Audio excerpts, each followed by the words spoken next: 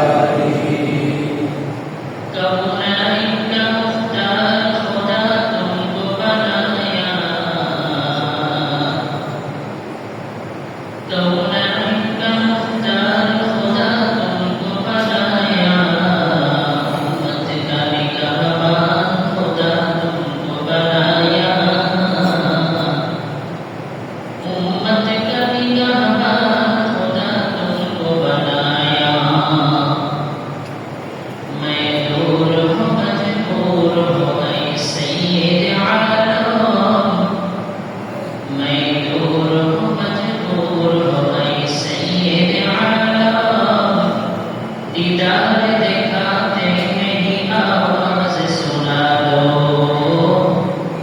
दीदार दिखाते नहीं आवाज सुना दो।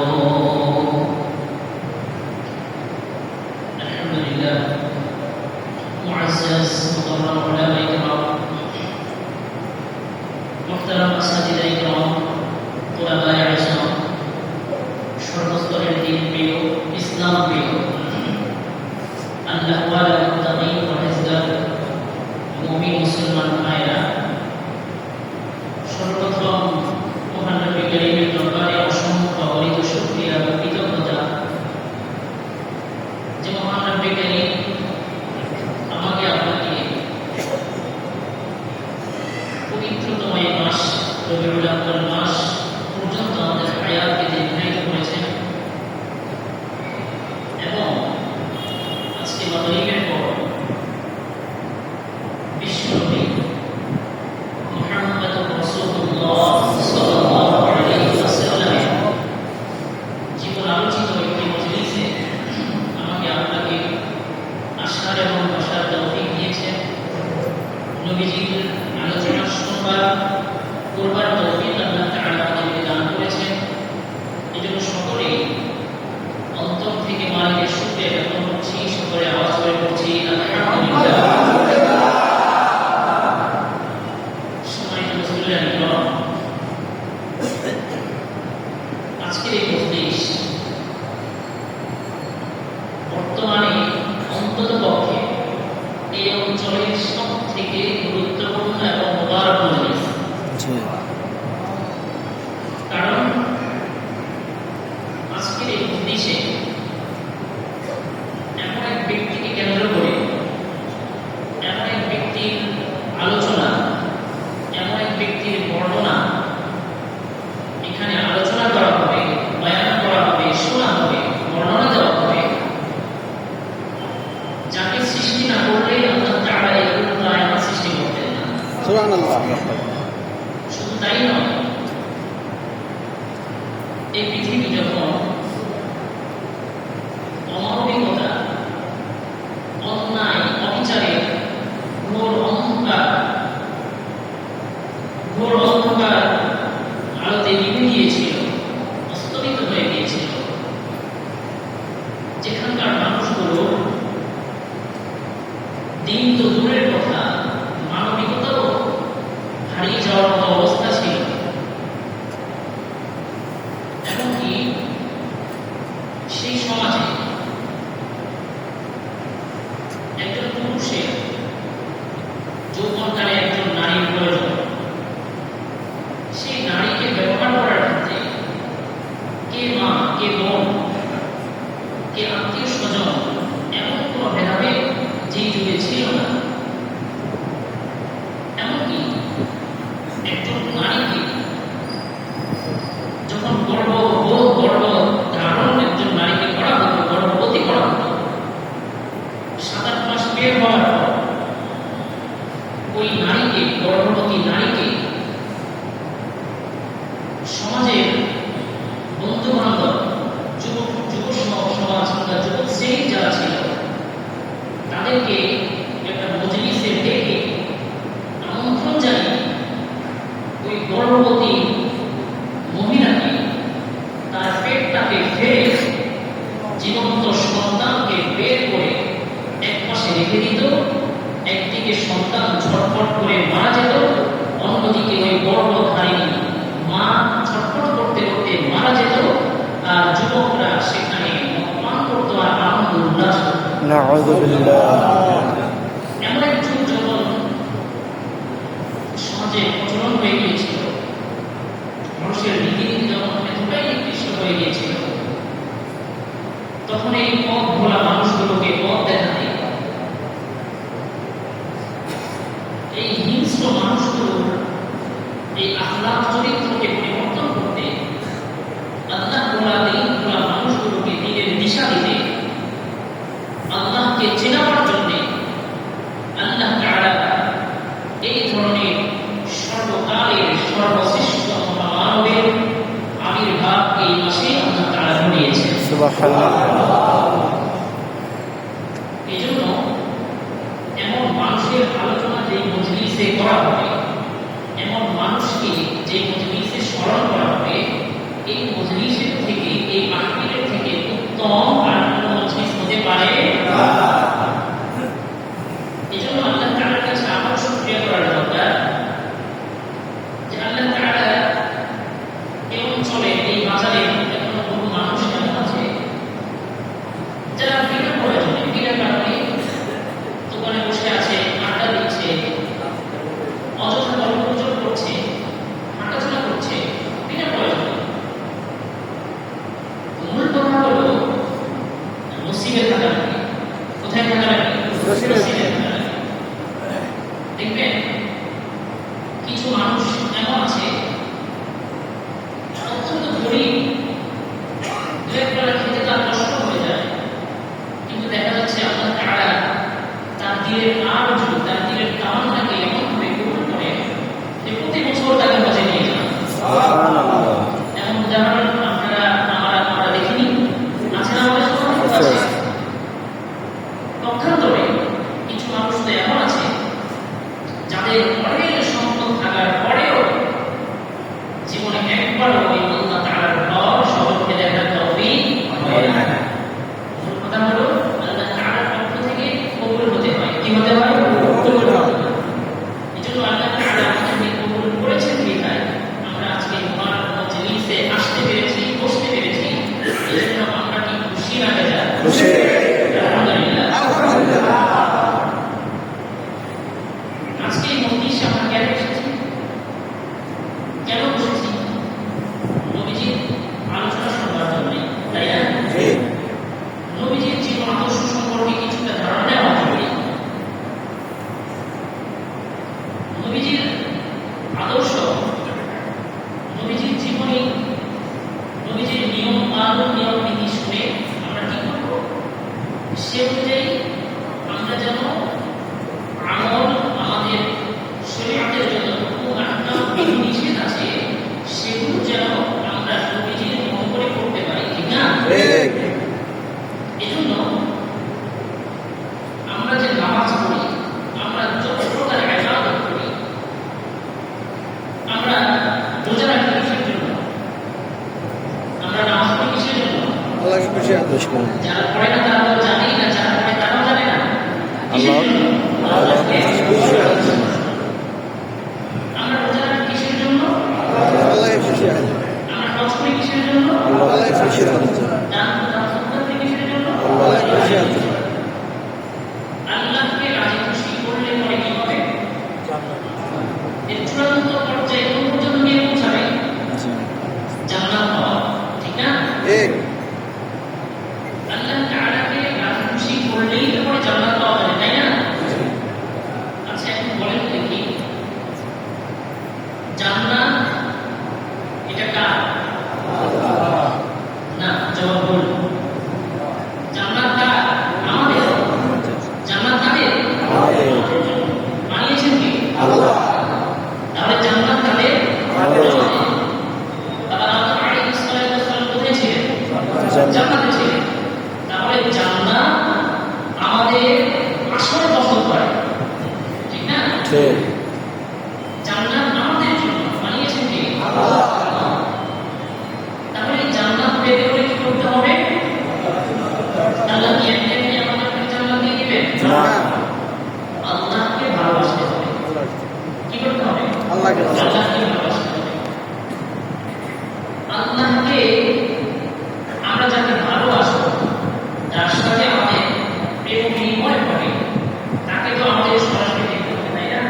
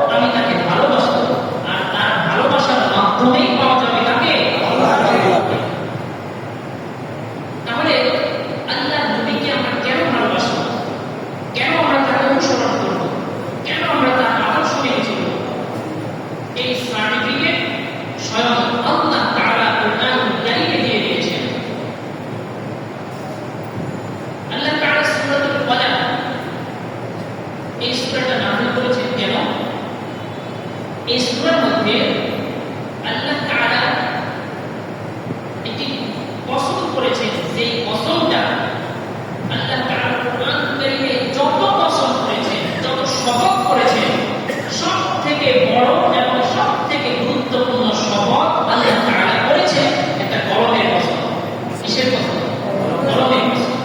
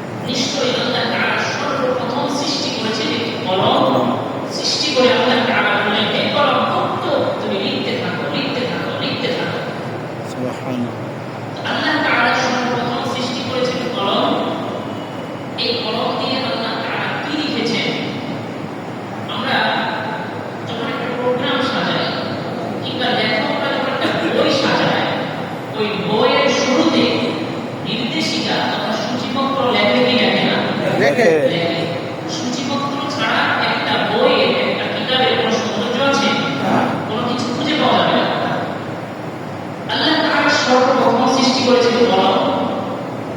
কলমকে বলেছেন কলম তুমি লিখতে থাকো। কলম কি লিখবে? কলম লিখেছে আসমানের কথা, কলম লিখেছে জমিনের কথা, কলম লিখেছে আসমান কখন সৃষ্টি হবে, কখন সেটা ধ্বংস হবে। কলম দিয়ে লেখা হয়েছে জমিন কখন সৃষ্টি হবে, জমিন কখন ধ্বংস হবে। কলম দিয়ে লিখেছে মেঘ আর পাহাড় পর্বত কিভাবে কোথায় তাকে কখন সৃষ্টি করা হবে। কলম লিখেছে জিন্নাতের কথা, কলম লিখেছে ফেরেশতাদের কথা, কলম লিখেছে ইনসানের কথা। কলম আমাদের প্রতিটি মানুষের, প্রতিটি মাখলুকের জীবন, প্রতিটি মানুষের হায়াত, প্রতিটি মানুষের মত। অলরেডি এই তাম পৃথিবী কিভাবে আল্লাহ তাআলা সৃষ্টি করবেন এই সূচি লিখেছে আল্লাহ তাআলা এই কলম দিয়ে। সুবহানাল্লাহ। ওই কলম আল্লাহ তাআলা সর্বপ্রথম সৃষ্টি করেছে। এই কলম সৃষ্টি করার পর আল্লাহ তাআলা এই কলমের শপথ করেছেন। কেন করেছেন? নিশ্চয়ই আল্লাহ তাআলা এই কলমের যে শপথ করেছেন বা করবেন, এই শপথটা একটি ছোট শপথ নয়, বরং এটি অনেক বড় একটি শপথ, অনেক বড় একটি কসম।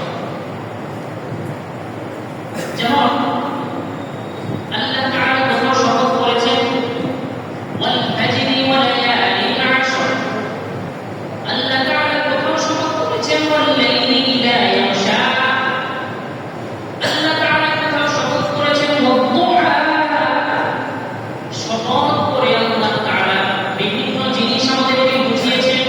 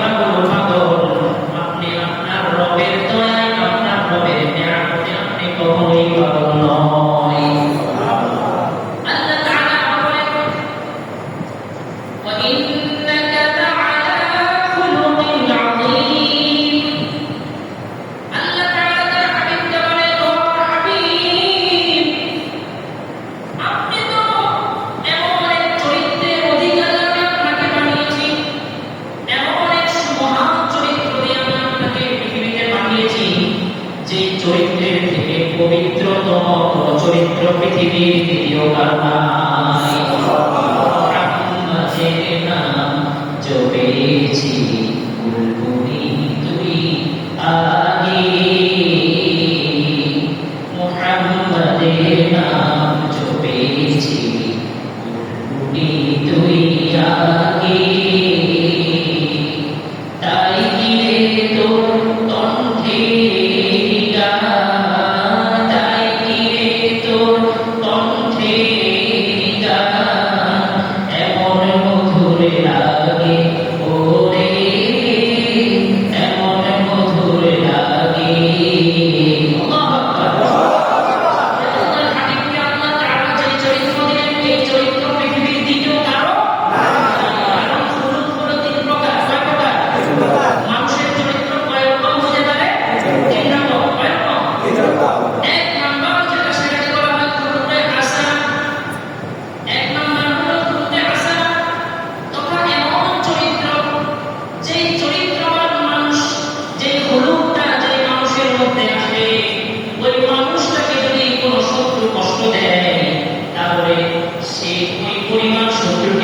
দিবে যে পরিমাণ সে কষ্ট পেয়েছে। বুঝতে পেরেছেন? এক নম্বর খুলুকে হাসানা, অর্থাৎ এমন চরিত্র যে শত্রু তাকে যে পরিমাণ আঘাত করবে সে শত্রুকে বরাবর সেই পরিমাণ প্রতি আঘাত করবে, এর অতিরিক্ত করবে না। এটাকে বলা হয় কি? খুলুকে হাসানা বলা হয়। দুই নম্বর হলো খুলুকে কারীম।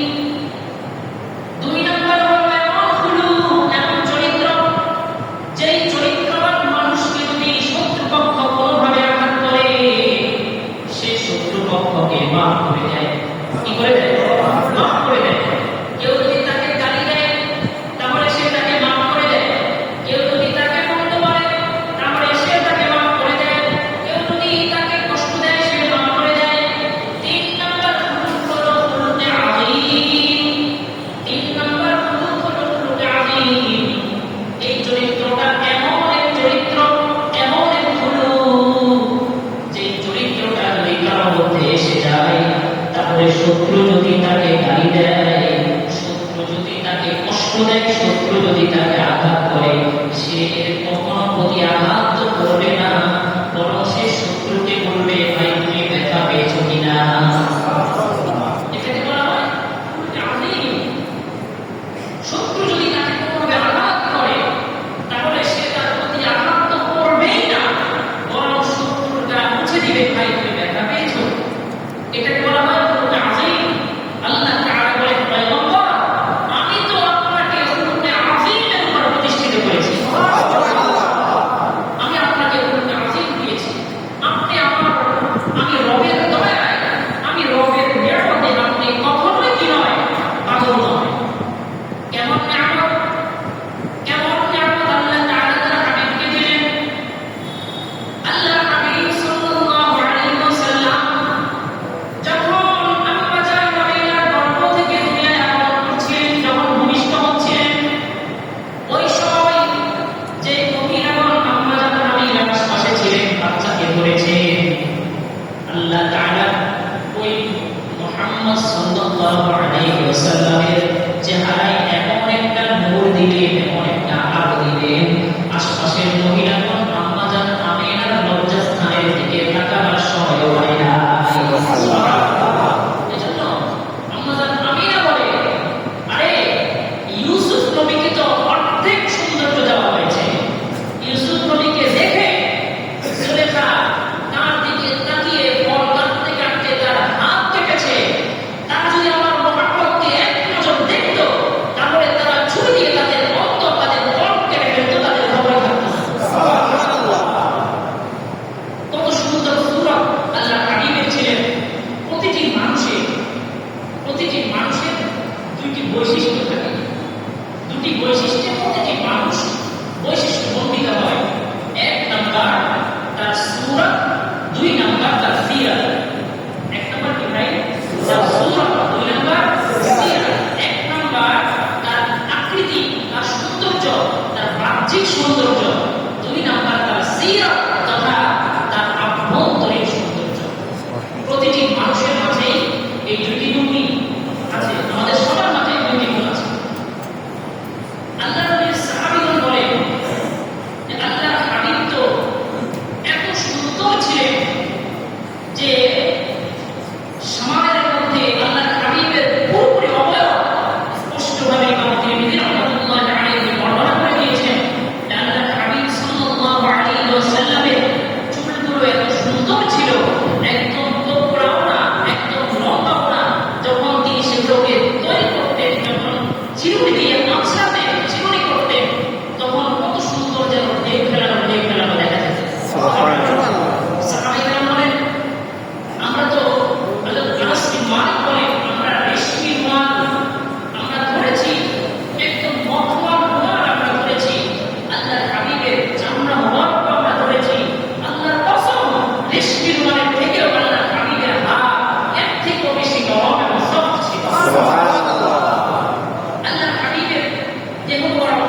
সুন্দর গঠনের ছিল, অতিরিক্ত লম্বাও নয়, অতিরিক্ত খাটো নয়, দেখতে মানুষই এত সুন্দর এক দেহ আল্লাহর হাবিবকে আল্লাহ তাআলা দিয়েছেন।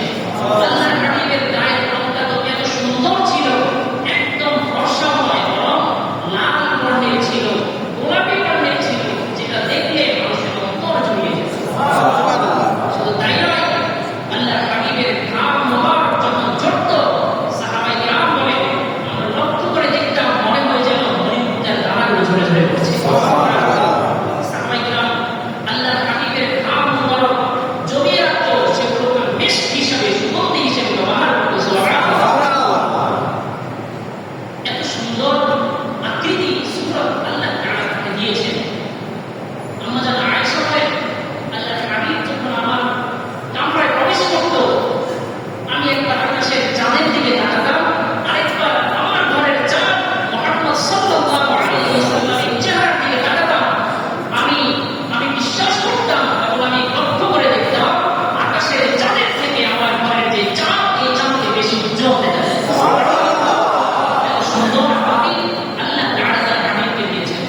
2 নম্বর হলো, প্রতিটি মানুষের একটি সিরাত থাকে। 1 নম্বর সূরত, 2 নম্বর সিরাত। অর্থাৎ প্রতিটি মানুষের আদর্শ, তার ভিতরের আলামত, এটাও প্রতিটি মানুষের কাছে আছে। আল্লাহর হাবিবের সূরতটা কেমন ছিল, আল্লাহর হাবিবের সিরাতটা কেমন ছিল, এ বিষয়ে আল্লাহ তাআলা স্বয়ং আমাদেরকে জানিয়ে দেন যে, হে আমার বান্দারা শোনো, তোমাদের জন্য সবচাইতে উত্তম আদর্শ আমি আল্লাহর হাবিব আমার পয়গম্বরের মাঝে রেখেছি। আল্লাহ তাআলা বলেছেন, লাকাদ কানা লাকুম ফি রাসূলিল্লাহি উসওয়াতুন হাসানাহ।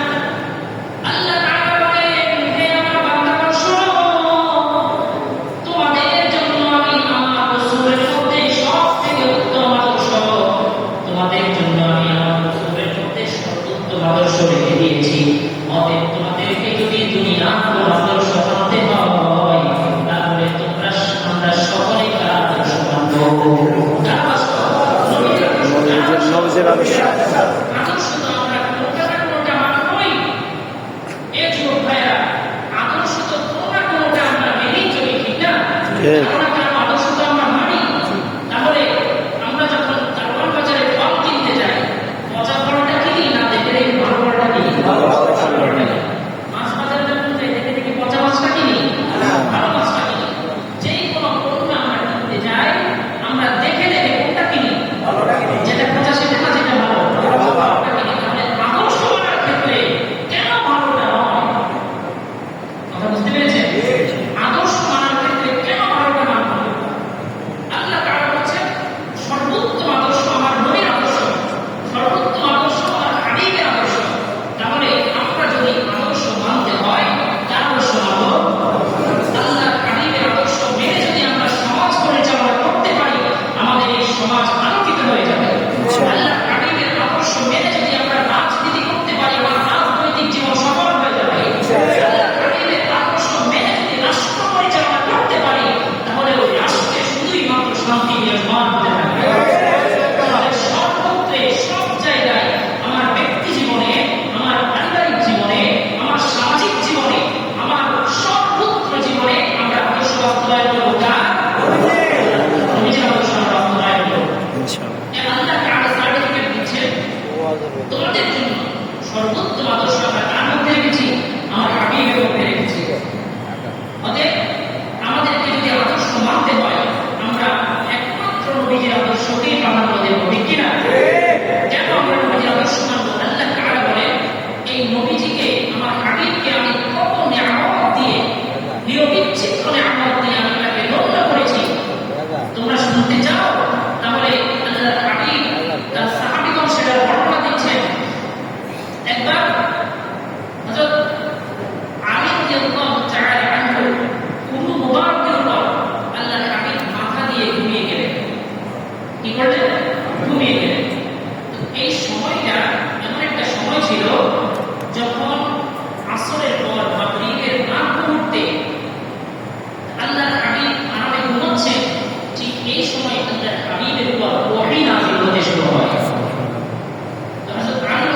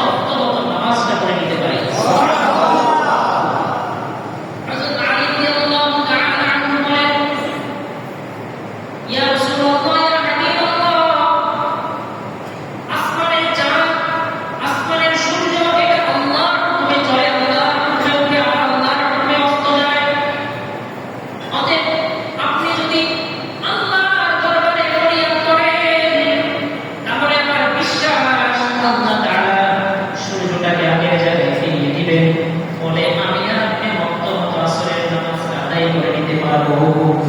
হযরত আলী বলেন, আল্লাহর পয়গম্বর আল্লাহর কাছে আরজি পেশ করতে দেরি সূর্যটাকে আল্লাহ তাআলা টেনে আগের জায়গায় নিয়ে আসলেন। যেখানে সূর্য আসতে পরে আমরা আসরের নামাজ পড়ি, সেখানে আল্লাহ তাআলা সূর্যটাকে সেখানে নিয়ে আসলেন। ফলে রক্ত মতো আমি এবং আল্লাহর রাসূল আসরের নামাজ পড়ি। আল্লাহ তাআলা তো বিচ্ছিন্ন নিয়ামত দিয়ে তার হাবিবকে ধন্য করেছেন।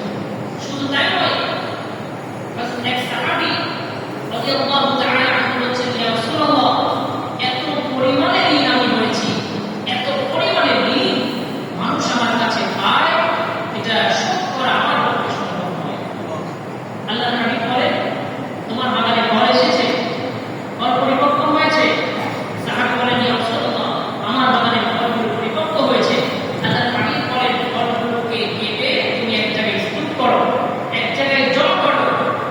এক জায়গায় জমা করার পরে আল্লাহর হাবিব ওই সাহাবীর ফলের কাছে গিয়ে বলে, যাও একে একে তোমার যে পাওনাদার আছে সবাইকে তুমি ডাকতে থাকো। আল্লাহর হাবিব তার নিজ হাতে একে একে সকল পাওনাদারের পাওনা এই ফল দিয়ে পরিপূর্ণ করে দেন। সাহাবী বলেন, আমি ফলের স্তূপের দিকে তাকিয়ে দেখলাম, একটি ফল স্তূপ থেকে কমে নাই। সুবহানাল্লাহ! এত বিচ্ছিন্ন নিয়ামত আল্লাহ তাআলা তাকে দিয়েছেন।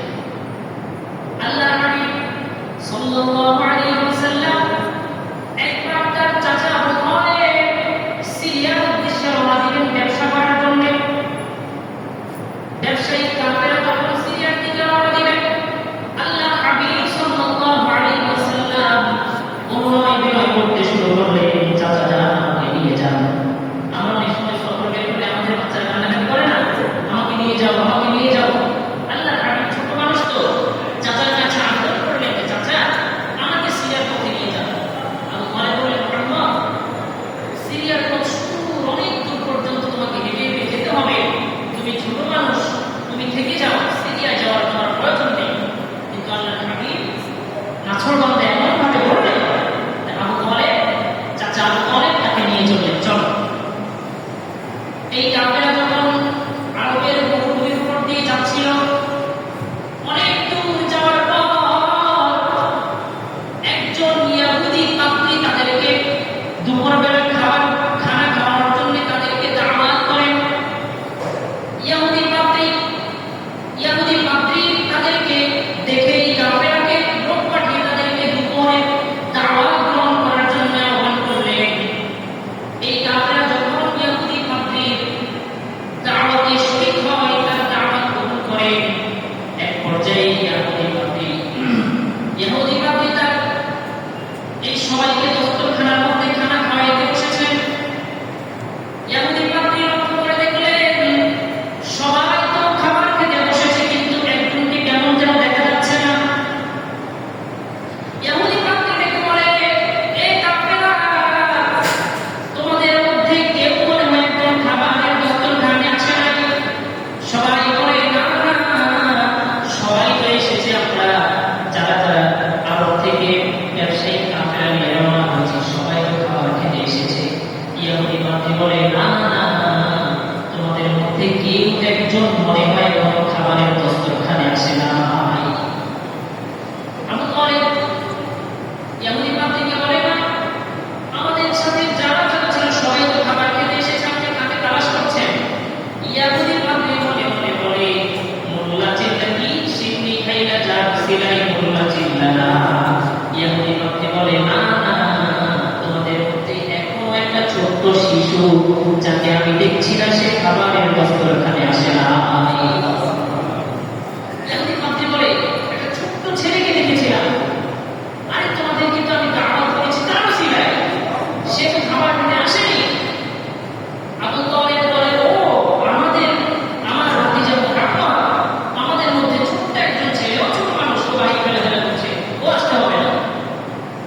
ইহুদি পাদ্রী বলে, না, তাকে আনতেই হবে, তার জন্যই তো তোমাদেরকে আমি দাওয়াত দিয়েছি। আল্লাহু আকবার।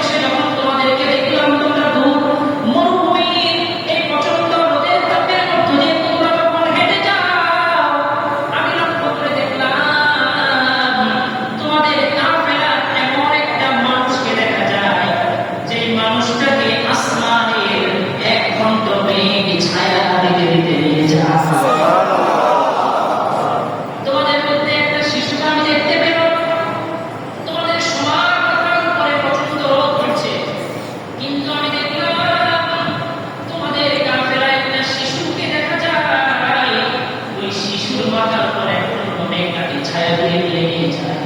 এটা দেখে আমি বুঝে ফেললাম এই শিশু কোনো সাধারণ শিশু নয়, এই শিশুটা হলো একটা অসাধারণ শিশু। এই পরিমাণ নিয়ামত আল্লাহ তাআলা তার হাবিবকে দিয়েছেন।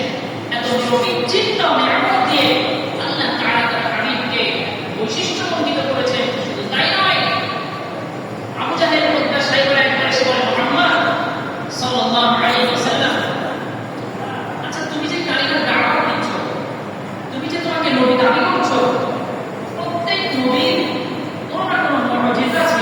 কোন নবীর 2টা, কোন নবীর 4টা, কোন নবীর 16টা পর্যন্ত, 18টা পর্যন্ত মুআজিজা ছিল। তো তুমি যে নবী দাবি করছো, তোমার কি মুআজিজা আছে, কি অলৌকিক ঘটনা আছে তোমার? তো তারা বললেন, মুহাম্মদ সাল্লাল্লাহু আলাইহি ওয়াসাল্লাম বললেন তাদের প্রত্যুত্তরে, যে চাচা যান, আপনি কি তাহলে আমার মুআজিজা দেখতে চান? যদি আমি মুআজিজা দেখাতে পারি তাহলে এর বিনিময় কি হবে? আবু জাহেল প্রত্যাশা এখানে সবাই মিলে বলে, মুহাম্মদ, ওই যে আসমানের চাঁদ দেখা যায়, তুমি যদি এই চাঁদটাকে 2 ভাগ করে দেখাতে পারো, তোমার মুআজিজা দেখাতে পারো, তাহলে আমরা সঙ্গে সঙ্গে তোমার হাতে কালিমা পড়ে দেব। আল্লাহ হাবিব বলেন, তাই নাকি? সবাই বলে, না, তুমি যদি আসমানের চাঁদটাকে 2 ভাগ করে দেখাতে পারো, তাহলে আমরা সঙ্গে সঙ্গে তোমার হাতে কালিমা পড়ে মুসলমান হয়ে যাব। আল্লাহ হাবিব এখান থেকে জমিন থেকে চাঁদের দিকে আঙ্গুল দিয়ে যখন ইশারা করেন, ওই আসমানের চাঁদ আল্লাহর হুকুমে 2 ভাগ হয়ে যায়। আসমানের চাঁদটা আল্লাহ তাআলা 2 খণ্ডিত করে দেন। এরপর আবু জাহেল প্রত্যাশাই করে বলেন, মুহাম্মদ, জানি তো তুমি জাদুকর, তুমি জাদু করেছো। তারা বলে, মুহাম্মদ, তুমি জাদুকর, এটা বিশ্বাস করা যায় না, তুমি জাদু করেছো। এই বলে তারা ছলে বলে কৌশলে নবীজির হাতে কালিমা পড়েন নাই। তারা এইভাবে নবীজিকে বিভিন্নভাবে বিভিন্ন সময় তারা নবীজিকে কষ্ট দিয়েছেন। কখনো নবীজিকে গণক বলে গালি দিয়েছেন, কখনো নবীজিকে জাদুকর বলে গালি দিয়েছেন, কখনো নবীজিকে শায়ের, কবি বলে তারা বিভিন্নভাবে বিদ্রোহ করেছে। কোনোভাবেই তারা ইমানের দৌলত, কালিমার দাওয়াত কোনোভাবেই তারা গ্রহণ করেনি। এই সমস্ত নিয়ামতগুলো দিয়ে আল্লাহ তাআলা তার হাবিবকে সম্মানিত করেছেন। আল্লাহ তাআলা জবাব দিয়েছেন, পয়গম্বর, কাফিররা যখন আপনাকে পাগল বলে, আমি আল্লাহ আপনাকে নিরবিচ্ছিন্ন নিয়ামত দিয়ে আমি বললাম, আপনি আপনার রবের দয়ায় কখনো পাগল নয়।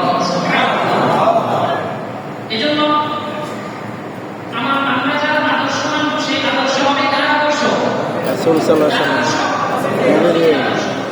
আল্লাহ তাআলা বলেন, লাকাদ কানা লাকুম ফি রাসূলিল্লাহি উসওয়াতুন হাসানাহ। আল্লাহ তাআলা বলেন, হে আমার গোলাম, তোমাদের জন্য আমি নবীর মধ্যে রেখেছি উত্তম আদর্শ। কেমন আদর্শ আমার নবীর ছিল? আমার নবীর সূরত যেমন সুন্দর ছিল, আমার নবীর সিরাত যেমন সুন্দর ছিল। আল্লাহর হাবিবের কাছে একদম ছোট্ট বয়সে একজন খাদেম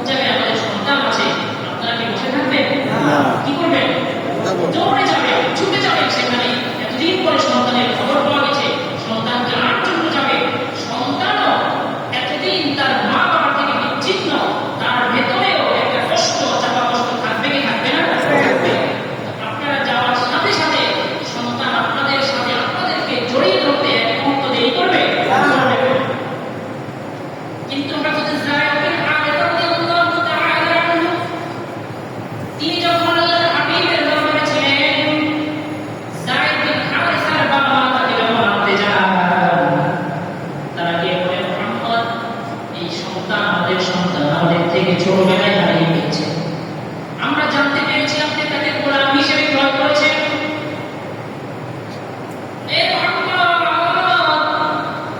আপনি যদি সময় হন, আপনি যদি আমাদের প্রতিবাসী হন, দীর্ঘদিন যাবৎ আমাদের সন্তান যায় আমাদের থেকে বিচ্ছিন্ন, সে আমাদের থেকে বিচ্ছিন্ন, আমরাও তার থেকে বিচ্ছিন্ন।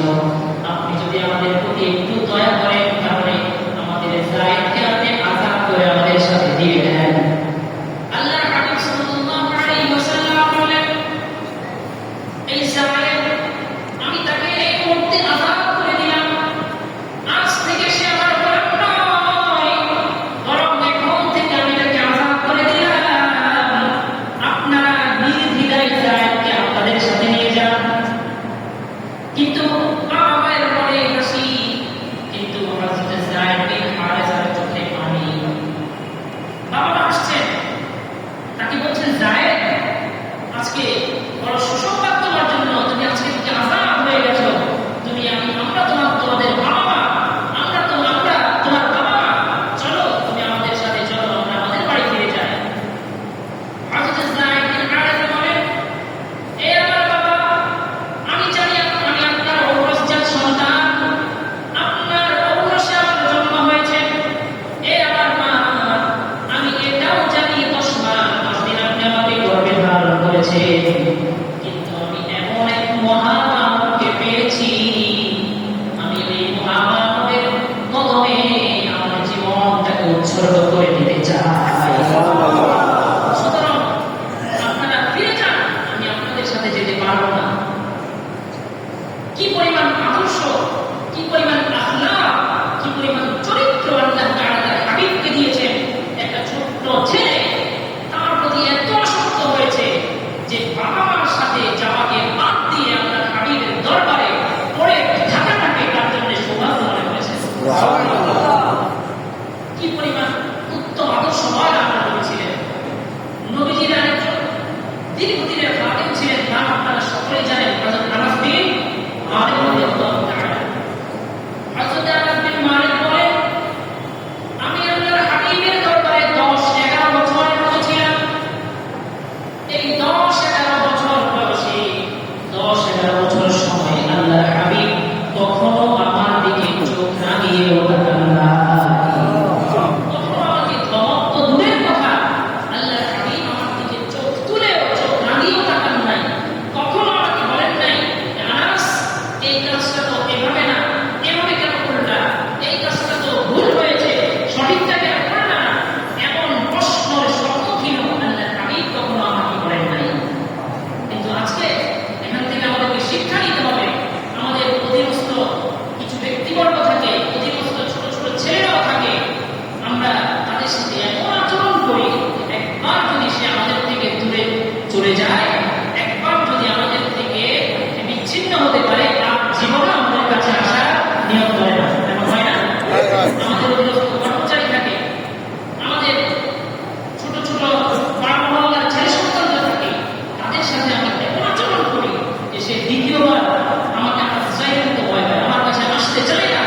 আফসোসের বিষয় হলো, এমন কিছু শিক্ষক থাকে, মাদ্রাসা, স্কুল, কলেজ নির্বিশেষে সব জায়গায় এমন কিছু শিক্ষক, উস্তাদ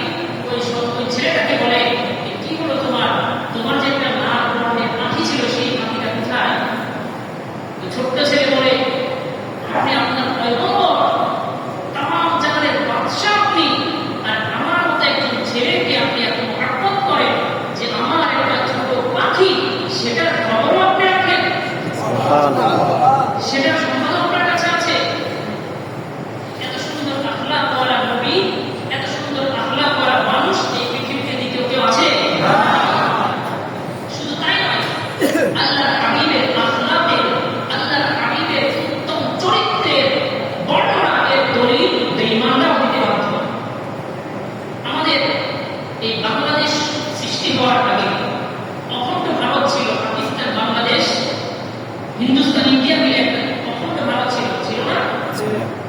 সেখানে মুসলমানদের শাসন আমল চলছিল। 800 বছর পর্যন্ত মুসলমানরা এই অঞ্চল শাসন করেছে। 603 খ্রিস্টাব্দে এই অঞ্চলে ব্রিটেন থেকে ইংরেজ বেরিয়ারা ব্যবসার নামে ছড়ে ছড়ে কৌশলে এই অঞ্চলে প্রবেশ করে তারা এখানে তাদের আধিপত্য বিস্তার শুরু করে। কিছুদিন পর তাদের মাঝেও ওই ব্রিটিশদের মাঝে একটা দ্বন্দ্ব হয়ে যায়। দ্বন্দ্ব লাগার কারণে তারা কিছুদিনের জন্য সাময়িক ক্ষমতা তুলে দেন ওই ভারতের একজন অবিসম্পাদিত নেতা মহাত্মা গান্ধীর হাতে। যার হাতে না শুনেছেন? মহাত্মা গান্ধী পৃথিবী বিখ্যাত একজন মহাদ্দেশ ছিল। কি ছিল? পৃথিবী বিখ্যাত একজন মহাদ্দেশ ছিল। দিল্লির শাহী মসজিদের প্রতীক ছিল। বাইতুল মুকাররমের প্রতীক ছিল। কি ছিল? একজন বেঈমান ছিল। তার অন্তরে ঈমান ছিল না, কুফর শিরকে ভরা ছিল, ঠিক না? মহাত্মা গান্ধীর হাতে যখন ইংরেজরা কিছুদিনের জন্য ক্ষমতাটা হস্তান্তর করে, ইংরেজরা যখন মহাত্মা গান্ধীর কাছে তাদের ক্ষমতা হস্তান্তর করলেন, এই মহাত্মা গান্ধী তার ভারতের অন্যান্য রাজ্যের মন্ত্রীদের কাছে একটা চিঠি পাঠিয়ে দেয়। সবার কাছে চিঠি পাঠিয়ে মহাত্মা গান্ধী সবাইকে জানিয়ে দেয়, এ ভারতের এই অঙ্গরাজ্যের শাসকরা শোনো, তোমরা যদি তোমাদের এই অস্থায়ী ক্ষমতাটাকে স্থায়ী করতে চাও, তাহলে আমি একটা চিরকুটে তোমাদেরকে দুইটা নাম লিখে দিলাম। একটা নাম হলো আবু বকর আর একটা নাম হলো হযরত ওমর। একটা নাম আবু বকর আর একটা নাম হযরত ওমর। মহাত্মা গান্ধী তাদেরকে চিঠি পাঠিয়ে বলেন, তোমরা যদি তোমাদের এই অস্থায়ী ক্ষমতাটাকে স্থায়ী করতে চাও, তাহলে তোমাদেরকে আমি দুইজন ব্যক্তির নাম লিখে দিলাম। তোমরা হয়তো হযরত আবু বকরের জীবনীকে অনুসরণ করো, না হয় হযরত ওমরের জীবনীকে অনুসরণ করো। এই দুই ব্যক্তির এক ব্যক্তির জীবনী যদি অনুসরণ করে চলতে পারো, তোমাদের অস্থায়ী ক্ষমতা স্থায়ী হয়ে যাবে। বলে এই মহাত্মা গান্ধী মুসলমান ছিল? তার অন্তর ঈমান ছিল? ছিল না, কুফর শিরকে ভরা ছিল। এই মহাত্মা গান্ধীও বুঝতে পারল যে হযরত আবু বকর অথবা হযরত ওমরের আদর্শ যদি তোমরা মানতে পারো, আমরা মানতে পারি, তাহলে আমাদের এই অস্থায়ী ক্ষমতা স্থায়ী হয়ে যাবে। তাহলে বলেন তো দেখি, হযরত ওমরের আদর্শ, হযরত আবু বকরের আদর্শ মূলত কার আদর্শ? রাসূল সাল্লাল্লাহু আলাইহি আদর্শ, নবীর আদর্শ। হযরত ওমরের আদর্শ কেমন ছিল? হযরত ওমর রাদিয়াল্লাহু তাআলা আনহু শাসনামলে অর্ধজাহানের শাসক তিনি। অর্ধজাহান মানে কি? আমাদের ঢাকা উত্তরাঞ্চলের মতো কত বড়? অর্ধজাহানের শাসক হযরত ওমর। হযরত ওমর রাদিয়াল্লাহু তাআলা আনহু রাত্রিবেলায় হযরত ওমর তার খাদেমকে নিয়ে মানুষের দ্বারে দ্বারে গিয়ে দেখতেন কোন মানুষ কোন অসুবিধায় আছে কিনা। এক পর্যায়ে হযরত ওমর দেখতে পেলেন দূর জঙ্গলের মধ্যে একটা প্রদীপ জ্বলতে দেখা যায়। হযরত ওমর তার খাদেম সালামকে বলে, সালাম চলো, মনে হয় কোন মুসাফির বিপদে পড়েছে, সেখানে গিয়ে দেখি তার কি প্রয়োজন। হযরত সালাম হযরত ওমর বলেন, হযরত ওমরের খাদেম সালাম বলেন, সেখানে আমরা গিয়ে দেখলাম একটা মহিলা তার কয়েকটা বাচ্চাকে নিয়ে, বাচ্চাগুলো কান্না করতে করতে ঘুমিয়ে যায়, আর মহিলাটা একটা পাতিলের মধ্যে সামান্য পানি নিয়ে আগুন দিয়ে গরম দিতে থাকছে। একটা মহিলা পানি গরম করছে, তার বাচ্চাদেরকে সান্ত্বনা দিচ্ছে, খাবার হচ্ছে, খাবার হচ্ছে, তোমরা একটু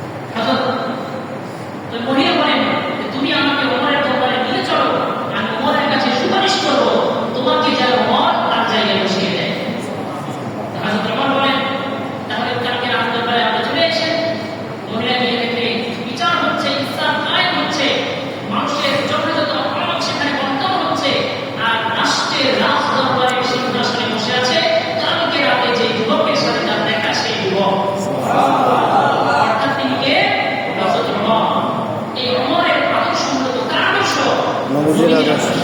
অতএব ওমরের মতো অন্যান্য সাহাবীদের মতো আদর্শ যদি আমরা ধারণ করতে পারি, আদর্শকে যদি আমরা গ্রহণ করতে পারি, তাহলে আমাদের ব্যক্তি জীবন সুন্দর, আমাদের পারিবারিক জীবন সুন্দর, আমাদের রাষ্ট্রীয় জীবন সুন্দর, সবকিছু আমাদের সুন্দর হয়ে যাবে, ঠিক না? তাহলে পূর্বাপর আলোচনার মিল কোথায়? আমরা শুরুতে বলেছিলাম যে আল্লাহকে ভালোবাসে কারা? নবীজিকে ভালোবাসে যারা। ভুলে গেছেন? আল্লাহকে ভালোবাসে কারা? নবীজিকে ভালোবাসে যারা। আর নবীজিকে ভালোবাসে যারা আল্লাহকে। তাহলে নবীজিকে যারা ভালোবাসবে, আল্লাহর ভালোবাসার মাপকাঠি তো আল্লাহ দিয়েছেন। সেটা কি? যে নবী অনুসরণ করো, নবী অনুসরণ করলে প্রেরিত উম্মত আল্লাহর ভালোবাসা হয়ে যাবে। আর আল্লাহর ভালোবাসা পেতে হলে নবীজিকে ভালোবাসতে হবে। অন্যদিকে নবীজির ভালোবাসা যদি পেতে হয় তাহলে কি করতে হবে? নবীজি বলছেন, মান আহাব্বা সুন্নতি ফাকাদ আহাব্বানি ওয়া মান আহাব্বানি কানা মা'i ফিল জান্নাহ। আল্লাহর হাবিব বলছেন, তোমরা যদি আমাকে ভালোবাসো, আমাকে ভালোবাসতে চাও, তাহলে যে আমার সুন্নতের অনুসরণ করবে, মান আহাব্বা সুন্নতি, যে আমার সুন্নতকে ভালোবাসবে, ফাকাদ আহাব্বানি, তাহলে সে যেন আমাকেই ভালোবাসে। আর যে আমাকে ভালোবাসবে, কানা মা'i ফিল জান্নাহ, আল্লাহ তাআলা আমার সাথে তাকে জান্নাতে মিলিয়ে দিবেন।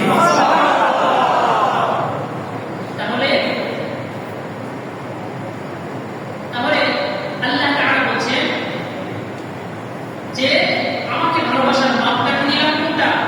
রাসূলের ভালোবাসা।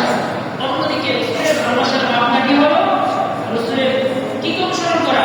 সুন্নাত অনুসরণ করা। কি ভাই? রাসূল বলছেন, মান আহাব্বা সুন্নতি ফাকাদ আহাব্বানি ওয়া মান আহাব্বানি কানা মা'i ফিল জান্নাহ। অর্থাৎ যে আমার সুন্নতকে ভালোবাসবে সে আমাকে ভালোবাসবে, আর যে আমাকে ভালোবাসবে কিয়ামতের ময়দানে আল্লাহ তাআলা জান্নাতে তার সাথে আমাকে মিলিয়ে দিবেন। তাহলে আমরা আদর্শ মানব কার? নবীজির আদর্শ। নবীজির আদর্শ মানলে হবে কি? আল্লাহ ভালোবাসা হয়ে যাবে। যার ভালোবাসা হয়ে যাবে, আল্লাহ ভালোবাসা হয়ে যাবে। আল্লাহ নবীর আদর্শ এত সুন্দর এক আদর্শ, এত উত্তম এক আদর্শ, যে আদর্শে আমরা যদি আদর্শবান হতে পারি, তাহলে আমি আবার বললাম, আপনার ব্যক্তি জীবন সুন্দর হয়ে যাবে, আপনার সামাজিক জীবন সুন্দর হয়ে যাবে, পারিবারিক জীবন সুন্দর হয়ে যাবে। এমনকি আমাদের পুরো রাষ্ট্রটা যদি আল্লাহর নবীর আদর্শ মোতাবেক চলে, কোন রাষ্ট্রপ্রধান যদি তার রাষ্ট্রকে, তার শাসনাধীন এলাকাকে আল্লাহ রাসূলের আদর্শ মোতাবেক চালায়, তাহলে ওই রাষ্ট্রটাও সুন্দর এক রাষ্ট্রে পরিণত হয়ে যাবে। তাহলে আল্লাহ রাসূলের আদর্শ আমার আপনার জন্য মানা, এটা কি অল্প প্রয়োজন নাকি বেশি প্রয়োজন? বেশি প্রয়োজন। আল্লাহ রাসূলের আদর্শ মেনেছেন সাহাবায়ে কেরাম, তারা মেনেছেন পরিপূর্ণভাবে। আল্লাহ রাসূলের আদর্শ মেনেছেন সাহাবায়ে কেরাম। অতএব আমরা যদি আল্লাহর হাবিবের যে কোনো একজন সাহাবীকে অনুসরণ করি, যে কোনো এক সাহাবীর জীবন আদর্শকে মেনে চলি, তাহলে আল্লাহর হাবিবের আদর্শ মানা, আল্লাহর হাবিবের আদর্শকে খুঁজে পাওয়া আমাদের জন্য অত্যন্ত সহজ হয়ে যাবে। আল্লাহর হাবিবকে সাহাবায়ে কেরাম কিভাবে মানতেন, কিভাবে তাকে মেনে চলতেন? একবার নবীজি সাল্লাল্লাহু আলাইহি ওয়াসাল্লাম মসজিদে নববীতে বসে, মসজিদে নববীতে দাঁড়িয়ে খুতবা দিচ্ছিলেন। কিছু সাহাবায়ে কেরাম মসজিদের শেষ প্রান্তে দাঁড়িয়ে আছেন। কিছু সাহাবায়ে কেরাম যখন মসজিদের শেষ প্রান্তে দাঁড়িয়ে আছেন, আল্লাহর হাবিব খুতবা বন্ধ করে তাদেরকে ধমক দিয়ে বললেন, তোমরা বসে পড়ো। তোমরা কেন দাঁড়িয়ে আছো? তোমরা বসে পড়ো। ইতিমধ্যেই আল্লাহর হাবিব, আল্লাহর নবীর একজন জলিল কদর সাহাবী হযরত আব্দুল্লাহ ইবনে মাসউদ রাদিয়াল্লাহু তাআলা আনহু, তিনি তার বাসভবন থেকে, তিনি তার ঘর থেকে মসজিদের নববীর দিকে আগমন করছিলেন। তিনি যখন মসজিদের নববীর সামনের সড়কটা যখন অতিবাহিত করছেন, ওই রাস্তা পার হয়ে মসজিদের নববীতে প্রবেশ করবেন, এই মুহূর্তে আল্লাহর হাবিব যখন ওই পিছনে দাঁড়িয়ে থাকা সাহাবীদেরকে ধমক দিলেন, আব্দুল্লাহ ইবনে মাসউদ রাদিয়াল্লাহু তাআলা আনহু করতে সঙ্গে সঙ্গে বসে গেলেন। অথচ তিনি বুঝতে পেরেছেন যে আল্লাহ নবী আমাকে আদেশ করেননি, আমাকে ধমক দেননি, বরং তিনি বুঝতে পেরেছেন তাদেরকে যারা পিছনে দাঁড়িয়ে আছে। আল্লাহ হাবিবকে তার প্রতি তাদের এত ভালোবাসা ছিল, এত মানার বার্তা ছিল, তিনি রাস্তায় ছিলেন সেখানেই বসে পড়লেন। এই পরিমাণ তার আল্লাহ রাসূলকে মেনে চলতেন এবং তিনি তার আদর্শ এত সুন্দর ছিল। একবার মসজিদে নববীতে একজন গ্রাম্য মানুষ যাদেরকে বেদুইন বলে আসলেন আল্লাহর হাবিবকে দেখার জন্য। দেখতে এসে আল্লাহর হাবিব যখন খুতবা দিচ্ছিলেন, আল্লাহর হাবিব সাহাবীদেরকে বয়ান করছিলেন, ওই গ্রাম্য বেদুইন মসজিদের মধ্যে প্রস্তাব করতে শুরু করে দেয়। কি করতে শুরু করে দেয়? প্রস্তাব করতে শুরু করে দেয়। যে প্রস্তাবের আওয়াজ তো সবার কানে আসছে। সাহাবায়ে কেরাম ক্ষিপ্ত হয়ে গেলেন, আরে মসজিদের মধ্যে প্রস্তাব করছে, মসজিদটাকে নাবাদ করে দিচ্ছে। তারা যখন ছুটে গেলেন ওই লোকটাকে বাধা দেওয়ার জন্য, আল্লাহর হাবিব সবাইকে বলেন, থামো, তোমরা সবর করো, ধৈর্য ধরো, তাকে তার কাজ করতে দাও। সুবহানাল্লাহ, এত সুন্দর আদর্শ ছিল। অথচ নবীজি কি জানেন না যে মসজিদে প্রস্তাব করলে মসজিদ নাবাদ হবে? নবীজি তো জানেন। নবীজি জেনেও সাহাবীদেরকে বারণ করলেন, না, তোমরা তাকে এই অবস্থায় বাধা দিও না। এই অবস্থায় যদি তাকে বাধা দাও তাহলে প্রস্তাব আটকে লোকটা নষ্ট হবে, লোকটা অনেক বড় বিপদের মধ্যে পড়ে যাবে। আল্লাহু আকবার। সাহাবায়ে কেরাম জানতে পারলেন, বুঝতে পারলেন যে এটা নবীজির একটা উত্তম চরিত্র, নবীজির আদর্শ, নবীজির আখলাক। তো নবীজি যখন সব সাহাবীকে বারণ করলেন যে তোমরা তাকে বাধা দিও না, ওই লোকটা বলে, আল্লাহুম্মা ওয়ারহামনি ওয়ালা তারহাম মা'নি। সে দোয়া করছেন, আল্লাহ এই ব্যক্তির উপর অর্থাৎ নবীজির উপর রহম করুন এবং আমার উপর রহম করুন, আর আমাদের পাশে যারা আছে তাদের উপর আপনারা যেন রহম না করেন। তাদেরকে কি করলেন? অদুয়া দিয়ে দিলেন, আল্লাহ আমার প্রতি এবং এই লোকটার প্রতি অর্থাৎ নবীজির প্রতি রহম করুন এবং বাকিদের প্রতি যারা আমাকে মারার জন্য এসছে, বাধা দিতে আসছিল, তাদের প্রতি যেন তাদের প্রতি আপনি রহম না করবেন, রহম করবেন না। এই দোয়াটা যখন করলেন, সাহাবায়ে কেরাম বললেন, ইয়া রাসূলুল্লাহ, কেমন কথা বলছে? আপনার জন্য আর তার জন্য সে দোয়া করছে, আমাদের জন্য সে দোয়া করছে না, আমাদেরকে বদদোয়া দিচ্ছে। আল্লাহর হাবিব সাহাবীদেরকে সুন্দর করে বুঝিয়ে দিলেন, ওই বেদুইন লোকটাকেও বুঝিয়ে দিলেন যে মসজিদের